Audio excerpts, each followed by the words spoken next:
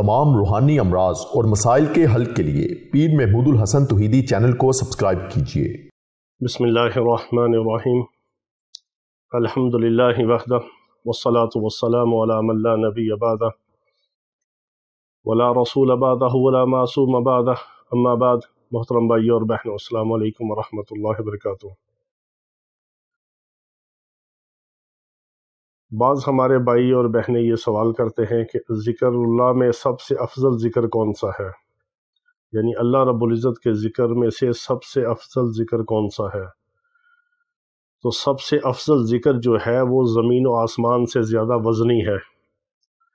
सातों ज़मीनें, सातों आसमान, अल्लाह रब्बुल इज़्ज़त की सारी कायनात, सारी मखलूक़ात, हर चीज़ जो है वो इस ज़िक्र के आगे हेच है, क्योंकि ये जो ज़िक्र है ये अल्लाह रब्बुल इज़्ज़त की ज़ात का नफ़ी और असबात का ज़िक्र है।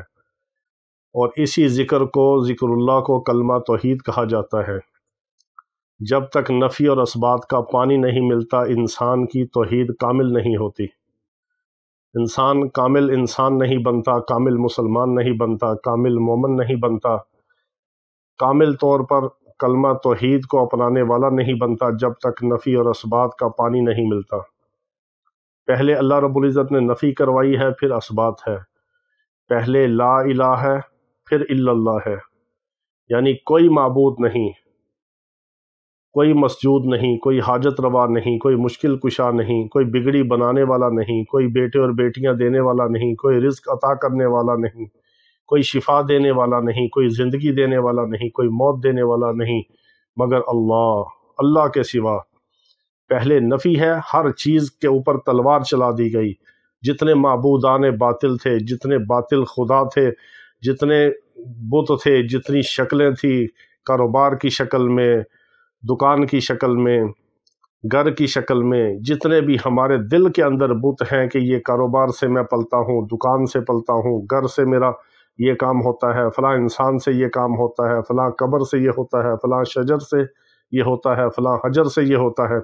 हर चीज़ के ऊपर अल्लाह रब्बुल इज़्ज़त ने पहले ला की, नफ़ी की तलवार चलवाई, सब चीज़ों को ख़त्म करके फिर आगे असबात का कलमा करवाया कि मगर अल्लाह, सिर्फ अल्लाह ही है जो सबका मालिक है, सबका खालिक है, सबका राज़िक है, सबका मुश्किल कुशा है, सबका हाजत रवा है, नबियों को बनाने वाला है, नबियों को भेजने वाला है, ज़मीन व आसमान को बनाने वाला है, हर चरिंद को, परिंद को, दरिंदे को, हैवानात को, जमादात को, नबातात को, शजर व हजर को, बहर व बर को, ज़मीन व आसमान को, खुश्की और तरी को, इंसान और जिन्नात को, तमाम मखलूक़ात को पैदा करने वाला, सबका मालिक, सबका खालिक, सबका राज़िक, सबको रिज़्क़ देने वाला, सबकी मुश्किलें दूर करने वाला, सबको ज़िंदगी देने वाला, सबको मौत देने वाला, सबको शिफा देने वाला, सबके सब काम बनाने वाला, और सबके सब काम बनाने में किसी का कोई मोहताज नहीं, वो अल्लाह है।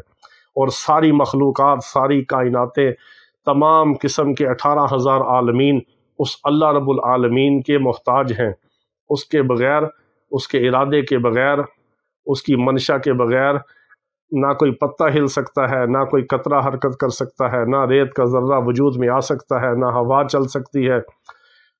दुनिया में जितने भी काम हैं, कायनात के अंदर जितने भी निज़ाम हैं, जितने भी उमूर हैं, जितने तकवीनी निज़ाम हैं, जितने उमूर हैं, गैबी उमूर हों या ज़ाहरी हों या बातनी हों, सब अल्लाह के हुक्म के ताबे हैं, उसके कब्ज़ा कुदरत के अंदर हैं।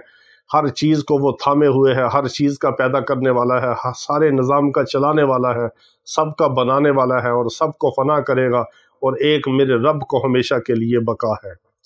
जब सारी कायनात को फना कर दिया जाएगा, क़यामत बर्पा होगी, सूर फूंक दिया जाएगा, फ़रिश्तों को मौत दे देगा, मलकुल मौत को, मौत के फ़रिश्ते को भी मौत दे देगा, हत्ता कि मौत को भी मेंढे की शक्ल में लाकर ज़िबा कर देगा। मौत को भी मौत देने के बाद फिर वो खुद ऐलान करेगा, लिमनिल मुल्कुल यौम, आज के दिन कौन है सबसे बड़ा बादशाह और सब चीज़ों पर कादिर। जब कोई जवाब नहीं मिलेगा फिर वो खुद ही फरमाएगा, लिल्लाहिल वाहिदिल क़हार, वो अकेला है और वो वाहिद है, और वो कहर वाला है, गज़ब वाला है, गुस्से वाला है, और वो बदला लेना भी जानता है, जज़ा और सज़ा देना भी जानता है, सबका हिसाब लेना भी जानता है, सबको पकड़ना भी जानता है। वो जिसको पकड़े उससे कोई छुड़वा नहीं सकता, वो जिसको छोड़ दे उसको कोई पकड़ नहीं सकता। وہ جس کو عطا کرے اس کو کوئی روک نہیں سکتا، وہ جس کو روک دے اس کو کوئی دے نہیں سکتا، وہ جس کو زندگی دے اسے کوئی موت نہیں دے سکتا، جس کو موت دے اسے کوئی زندہ نہیں رکھ سکتا، وہ سب کچھ سب کرنے میں کسی کا محتاج نہیں، اور سب کچھ کرنے میں سب لوگ اسی کے محتاج ہیں۔ وہ اللہ رب العزت ہے، اور اسی کا پاک کلمہ ہے، اسی کا ذکر ہے، اسی کی کلمہ توحید کی دعوت دینے کے لیے حضرات انبیاء علیہ السلام کا سلسلہ اللہ رب العزت نے چلایا۔ حضرت آدم علیہ السلام کو جب دنیا کے اندر بھیجا تو یہی کلمہ دیا، لا الہ الا اللہ آدم صفیہ اللہ۔ پھر حضرت نوح علیہ السلام کو اللہ نے بھیجا تو یہی کلمہ دیا، لا الہ الا اللہ نوح نجیہ اللہ۔ پھر اللہ رب العزت نے جب ابراہیم علیہ السلام کو بھیجا تو یہی کلمہ عطا فرمایا، لا الہ الا اللہ ابراہیم خلیل اللہ۔ پھر جب حضرت اسماعیل علیہ السلام کو دنیا کے اندر مبعوث فرمایا نبی بنا کر تو یہی کلمہ عطا فرمایا، لا الہ الا اللہ اسماعیل ذبیح اللہ۔